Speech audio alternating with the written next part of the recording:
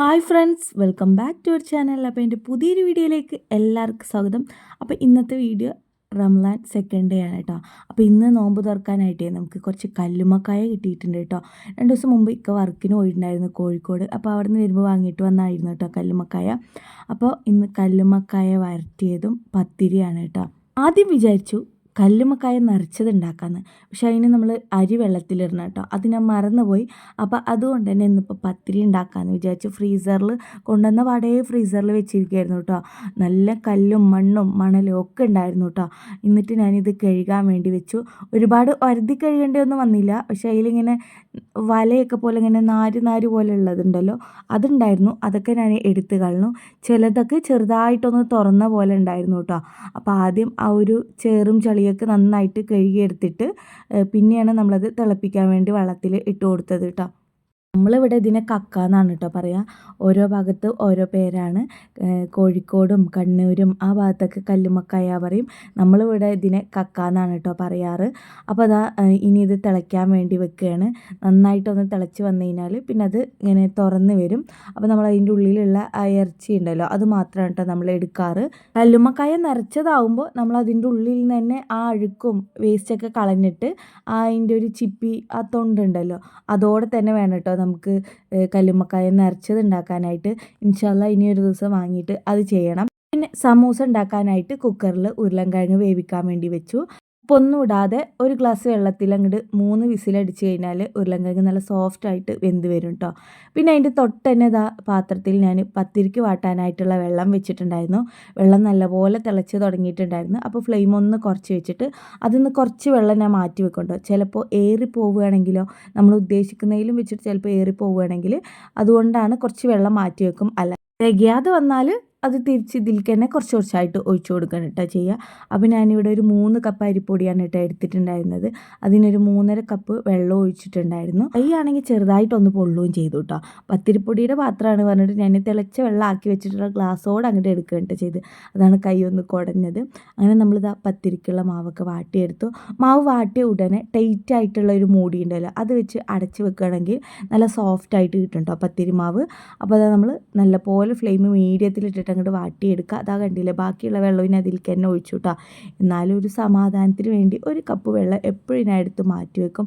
ചില പൊടിയൊക്കെ തികയാത്ത സമയത്തേ ചിലപ്പോൾ ഒരുപാട് ഏറിയ പോലെയൊക്കെ തോന്നും. അപ്പോൾ കുറച്ച് വെള്ളം ഒന്ന് മാറ്റി വെച്ചിട്ടാണ് ഞാൻ എപ്പോഴും വാട്ടാറുള്ളത് കേട്ടോ. അത് ആ പത്തിരിമാവൊക്കെ വാട്ടിയെടുത്തു. ഇനി ഇതാ ഇതുപോലെ നല്ല ടൈറ്റായിട്ട് അങ്ങോട്ട് മൂടി വെച്ചിട്ടേ മാറ്റി വെക്കാം. അതൊന്ന് ചൂടാറുമ്പോഴത്തേക്കും മാവൊക്കെ നല്ല സോഫ്റ്റായിട്ട് വരും. അപ്പോൾ അത് ആ കല്ലുമ്മക്കായൊക്കെ നന്നായിട്ട് തന്നെ ഒന്ന് വെള്ളം തിളച്ച് വന്നിട്ട് ഞാൻ ഫ്ലെയിം ഓഫ് ചെയ്ത് കൊടുത്തു കേട്ടോ. ഇനി അത് നമ്മൾ വേറൊരു പാത്രത്തിലേക്ക് കൊട്ടി കൊടുത്തിട്ട് വെള്ളമൊക്കെ ഡ്രൈ ആക്കി എടുത്ത ശേഷം അതിൻ്റെ ഉള്ളിലുള്ള ഇറച്ചി മാത്രം എടുത്തിട്ട് അതിൻ്റെ ഉള്ളിൽ അതിൻ്റെ വേസ്റ്റൊക്കെ ഉണ്ടല്ലോ അതൊക്കെ ഒന്ന് എടുത്ത് മാറ്റണം കേട്ടോ. അത് അപ്പുറത്ത് അവിടെ ഇക്കയും ഇമ്മയും കൂടെ ചെയ്യുന്നുണ്ട് കേട്ടോ.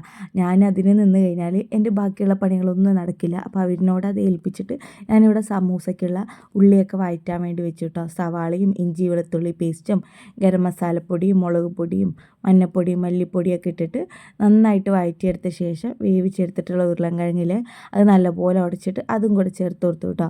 ഇനിയിപ്പോൾ കോഴിമുട്ട ഉണ്ടെങ്കിൽ ഒരു 2 കോഴിമുട്ട പൊട്ടിച്ചൊഴിച്ച് കൊടുത്താലും മതി. അല്ല ചിക്കൻ ഉണ്ടെങ്കിൽ ചിക്കൻ വേവിച്ചതും ചേർത്ത് കൊടുക്കുക. നമുക്ക് ഇഷ്ടമുള്ള സംഭവങ്ങൾ ഈ ഉള്ളി വഴറ്റിയതിൻ്റെ കൂടെ ചേർത്ത് കഴിഞ്ഞാൽ സമൂസയ്ക്കുള്ള ഫില്ലിങ്സ് റെഡിയാണ്. അതാ നമ്മൾ ഉരുളൻകിഴങ്ങൊക്കെ നല്ലപോലെ ഉടച്ചിട്ടേ അതും ചേർത്ത് കൊടുത്തു. ഈ ഒരു ഫില്ലിങ്സ് കൊണ്ട് തന്നെ നമുക്ക് കട്ട്ലേറ്റും ഉണ്ടാക്കാം കേട്ടോ. ഈ ഉരുളൻകിഴങ്ങ് ചേർത്തിട്ട് നന്നായിട്ട് അങ്ങോട്ട് ഇളക്കി കൊടുത്തിട്ട് റൗണ്ട് ഷേപ്പിൽ കട്ട്ലേറ്റിൻ്റെ ഷേപ്പ് അങ്ങോട്ട് ആക്കിയെടുത്തിട്ടേ പിന്നെ അത് നമുക്ക് കോഴിമുട്ടയോ അല്ലെങ്കിൽ കോൺഫ്ലവർ പൊടിയോ ബ്രെഡ് പൊടിയിലൊക്കെ കോട്ട് ചെയ്തിട്ട് ഫ്രൈ ചെയ്തെടുത്ത അടിപൊളി കട്ട്ലേറ്റുമായി. സമൂസയ്ക്കുള്ള മാവേ ഞാൻ നേരത്തെ തന്നെ കുഴച്ച് വെച്ചിട്ടുണ്ടായിരുന്നു കേട്ടോ. അത് നല്ലൊരു സോഫ്റ്റായി കിട്ടാൻ വേണ്ടിയിട്ട് മൈദപ്പൊടിയിലേക്ക് ഉപ്പും വെള്ളവും ഓയിലും ഒഴിച്ചു കൊടുത്തിട്ട് നല്ല സോഫ്റ്റായിട്ട് കുഴച്ച് വെച്ചിട്ടുണ്ടായിരുന്നു. ഇനിയിപ്പോൾ ഇത് നമ്മൾ സമൂസ തന്നെ ഉണ്ടാക്കിയെടുക്കണമെന്നൊന്നുമില്ല. അതിൽ ഫില്ലിങ്സ് വെച്ച് കൊടുത്തിട്ടേ ജസ്റ്റ് ഒന്ന് മടക്കി റോൾ ചെയ്തെടുത്തിട്ട് കട്ട് ചെയ്തെടുത്തിട്ടും ഫ്രൈ ചെയ്തെടുക്കാം. അപ്പോൾ ഞാൻ ആദ്യം ഇതുപോലെ അങ്ങോട്ട് തിന്നായിട്ട് പരത്തിയെടുത്തിട്ട് ഇതിൻ്റെ ലാസ്റ്റ് ഭാഗത്തായിട്ട് ഫില്ലിങ്സ് വെച്ച് കൊടുക്കും. എന്നിട്ട് മടക്കിയെടുത്ത ശേഷം റോൾ ചെയ്തെടുക്കുക കേട്ടോ ചെയ്യുക. ഇതുപോലെ അങ്ങോട്ട് ഫില്ലിങ്സ് വെച്ച് കൊടുക്കുക. എന്നിട്ട് അതങ്ങോട്ട് മടക്കിയെടുക്കുക. എന്നിട്ട് കട്ട് ചെയ്തെടുക്കുക. എന്നിട്ട് നമ്മളിത് വേണമെങ്കിൽ ഫ്രീസറിലൊക്കെ സ്റ്റോക്ക് ചെയ്ത് വെക്കാം കേട്ടോ. നമുക്കിപ്പോൾ സമൂസ പോലെ തന്നെ കഴിക്കണം എന്നൊന്നുമില്ല. എളുപ്പമായിട്ട് ചെയ്തെടുക്കണമെങ്കിൽ ഇതുപോലെ അങ്ങോട്ട് ചെയ്താൽ മതി കേട്ടോ. അപ്പോൾ എനിക്കിഷ്ടമുള്ള പോലെയൊക്കെ ചെയ്തെടുക്കും കേട്ടോ. സമൂസ ഷീറ്റ് പോലെ ഉണ്ടാക്കിയിട്ട് ഇഷ്ടമുള്ള രീതിയിൽ മടക്കിയെടുക്കും. ഫില്ലിങ്സ് ഇഷ്ടമുള്ള പോലെ വെച്ച് കൊടുത്തിട്ട് എളുപ്പമായിട്ടുള്ളത് എന്താണോ അങ്ങനെയൊക്കെ ചെയ്തെടുക്കാറുണ്ട് കേട്ടോ. ഇതുപോലെ ചെറിയ പീസായിട്ട് കട്ട് ചെയ്തെടുക്കുക. ഇത് നമ്മളൊരു പ്ലാസ്റ്റിക്കിൻ്റെ ബോക്സിലേ ഫ്രീസറിൽ ആക്കി വെക്കുകയാണെന്നുണ്ടെങ്കിൽ നോമ്പ് തുറക്കുന്ന സമയത്ത് എടുത്തിട്ട് നമുക്ക് ഫ്രൈ ചെയ്യാവുന്നതാണ് കേട്ടോ. അതിൻ്റെ എഡ്ജ് ഭാഗം ഉണ്ടല്ലോ അത് ഇതുപോലെ കൈ വെച്ചിട്ടൊന്ന് പ്രസ് ചെയ്ത് കൊടുക്കുക. അതിൻ്റെ ഉള്ളിലത്തെ ഫില്ലിങ്സ് പുറത്തേക്ക് വരാതിരിക്കാൻ വേണ്ടിയിട്ടാണ് കേട്ടോ. അപ്പം നമ്മൾ ഫ്രിഡ്ജിൽ സ്റ്റോക്ക് ചെയ്ത് വെക്കുന്ന സമയത്ത് ഒരു പ്ലെയിൻ പേപ്പർ എന്തെങ്കിലും വെച്ചിട്ട് വേണം കേട്ടോ വെക്കാനായിട്ട്. അല്ലെങ്കിൽ തമ്മിൽ ഒട്ടിപ്പിടിക്കും. അപ്പോൾ പിന്നെ നമ്മൾ എടുക്കുന്ന സമയത്ത് എല്ലാതും കൂടെ ഒന്നിച്ചൊരു വരവായിരിക്കും. പിന്നെ ഞാൻ ചെയ്തെടുക്കാറുള്ളത് ഇതുപോലെ നമ്മൾ ചട്ടകം ഉണ്ടല്ലോ, എണ്ണക്കടിയൊക്കെ പൊരിച്ചെടുക്കുന്ന ഓട്ടച്ചട്ടകം, അതിൽ നമ്മളിത് മാവ് ഇങ്ങനെ വെച്ച് കൊടുക്കുക. മാവ് വെച്ച് കൊടുക്കുമ്പോൾ ലേശം എണ്ണയൊന്ന് പുരട്ടി കൊടുക്കണം കേട്ടോ. മൈദ ആയതുകൊണ്ട് തന്നെ ചിലപ്പോൾ ഒട്ടിപ്പിടിക്കും. അപ്പോൾ കുറച്ച് എണ്ണയാക്കി കൊടുത്തിട്ട് ഇതുപോലെ തവിൻ്റെ ഉൾഭാഗമായിട്ട് ഇങ്ങനെ നമ്മൾ വട്ടത്തിൽ അങ്ങോട്ട് പരത്തിയെടുക്കുക. എന്നിട്ട് അതിൻ്റെ സെൻറ്ററിൽ ഫില്ലിങ്സ് വെച്ച് കൊടുക്കുക. എന്നിട്ട് ഇതുപോലെ അങ്ങോട്ട് സമൂസ ഷേപ്പിൽ അങ്ങോട്ട് മടക്കിയെടുക്കുക കേട്ടോ. കയ്യിൽ ലേശം ഒന്ന് വെള്ളം നനച്ച് കൊടുത്തിട്ട് ഒന്ന് മടക്കിയെടുത്താൽ മതി. എല്ലാ സൈഡും നന്നായിട്ട് തന്നെ ഇതുപോലെ അങ്ങോട്ട് പ്രസ് ചെയ്തെടുക്കുക. നമ്മൾ ഫ്രൈ ചെയ്തെടുക്കുന്ന സമയത്ത് വിട്ട് വരാത്ത രീതിയിൽ വേണം ആക്കിയെടുക്കാനായിട്ട്. ഞാനിത് ക്യാമറയിൽ കാണുന്നുണ്ട് എന്നാണ് വിചാരിച്ച് നോക്കുമ്പോൾ ക്യാമറേൻ്റെ താഴത്ത് വെച്ചിട്ട് ആക്കിയത് ഇതുപോലെ അങ്ങോട്ട് ആക്കിയെടുക്കാം കേട്ടോ. അപ്പോൾ ഇത് നമ്മളിങ്ങനെ എടുക്കുന്ന സമയത്ത് കാണാൻ ഗോതമ്പ് പൊടി വെച്ചിട്ടും ചെയ്തെടുക്കാൻ പറ്റുന്നതൊക്കെ കിട്ടും. അപ്പോൾ ഞാൻ അതൊക്കെ സമൂസയ്ക്കുള്ളതൊക്കെ അവിടെ റെഡിയാക്കി വെച്ചപ്പോഴേ പിന്നെ വേഗം അത് ഫ്രൈ ചെയ്തെടുത്തു കേട്ടോ. ഇനി ഇത് കഴിഞ്ഞിട്ട് വേണം നമുക്ക് കക്കയൊന്ന് വരട്ടിയെടുക്കാൻ. അതിൻ്റെ ഇടയിൽ കുറച്ച് ചിക്കൻ കൊണ്ടുവന്നിട്ടുണ്ടായിരുന്നു. അപ്പോൾ ചിക്കൻ കുറുമ ഉണ്ടാക്കി കഴിഞ്ഞാലേ അത്താഴത്തിനുള്ളതുമായി. സമൂസയ്ക്ക് ഇതുപോലെ ഉണ്ടാക്കിയെടുക്കുമ്പോൾ പലരും ചിന്തിക്കാറുണ്ടാവും, സമൂസ ഷീറ്റ് അങ്ങോട്ട് വാങ്ങി ഉണ്ടാക്കാനേ ഉള്ളൂ, ഇത്രയൊക്കെ പണിയുണ്ടോയെന്ന്. നമ്മൾ സാധാരണക്കാർക്ക് എപ്പോഴും ഈ സമൂസ ഷീറ്റൊക്കെ വാങ്ങാൻ പറ്റുമോ?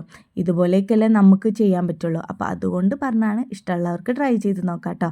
അപ്പോൾ ഞാൻ സമൂസയൊക്കെ വറുത്തെടുത്തു. നല്ലപോലെ മൊരിഞ്ഞ് വന്നിട്ടുണ്ടായിരുന്നു കേട്ടോ. നല്ലൊരു ബ്രൗൺ കളറായിട്ട് നന്നായിട്ട് തന്നെ മൊരിഞ്ഞ് വന്നിട്ടുണ്ടായിരുന്നു. കഴിക്കാൻ അടിപൊളി ടേസ്റ്റ് ആയിരുന്നു കേട്ടോ.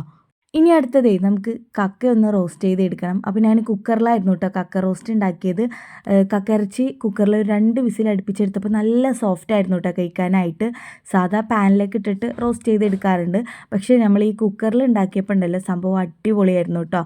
ചൂടായ കുക്കറിലേക്ക് വെളിച്ചെണ്ണ അല്ലെങ്കിൽ ഓയിൽ ഒഴിച്ച് കൊടുക്കുക. സവാള അരിഞ്ഞത് ഇട്ട് കൊടുക്കുക. ഇഞ്ചിയും വെളുത്തുള്ളിയും പച്ചമുളകും കൂടെ ഒന്ന് ചതച്ചെടുത്തതും കുറച്ച് മല്ലിയിലയും തക്കാളിയും പുതിനയിലയും കൂടെ ചേർത്ത് കൊടുത്തിട്ടുണ്ടായിരുന്നു കേട്ടോ.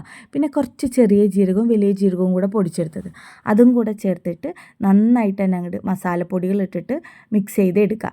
നല്ലപോലെ പച്ചമണം മാറി വരുമ്പോൾ കഴുകി വൃത്തിയാക്കി വെച്ചിട്ടുള്ള കക്ക ഇട്ട് കൊടുക്കുക കേട്ടോ.